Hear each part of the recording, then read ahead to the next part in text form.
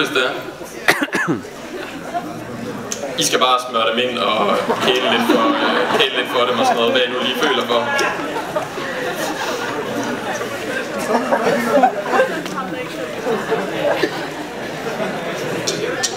Prøv at trykke ned på den.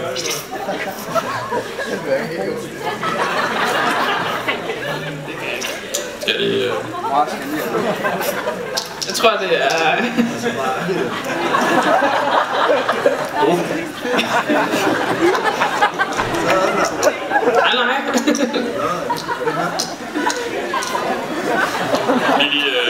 Nej.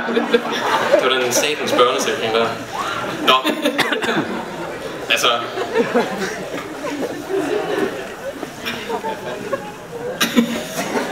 Vind slet ikke. Nej.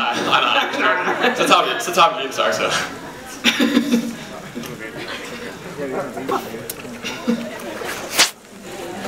Det var simpelthen for det.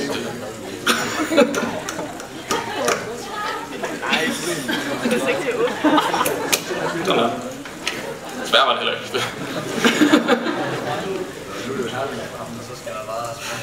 Så der skal bare smøres, lige præcis. Altså, jeg tror ikke, du kunne sige det bedre selv. Ja. Og så skal der også over på den der skal være også kæles lidt for dem, tror jeg. Hvis det skal være helt realistisk, det her. Sådan der. Ej, mere. Du skal også...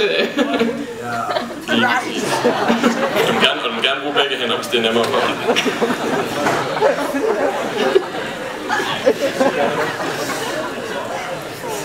Bare fortsæt. Du skal bare lige sådan klemme lidt på den. Op og ned, frem og tilbage.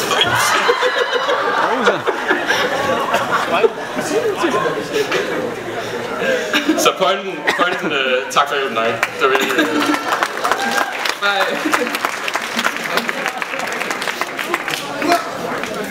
Så pointen i det her forsøg, og det vi ligesom håber, I tager med jer hjem i dag, det er, at hvis man skal lege med balloner, præcis. Så er det den her fætter, man skal have fat i. Så er det vandbaseret glidecreme simpelthen. Fordi det, der sker herovre, det er, at når vi har noget olie det minder meget om det her latex, som kondomet er lavet af. Og det betyder, at olien kan gå ind og opløse latexen. Dybest set ligesom vi så det med flamingoen og acetonen. Og det er altså det, der fører til, at kondomet det sprænger. Så har jeg også fået seksualundervisning i dag.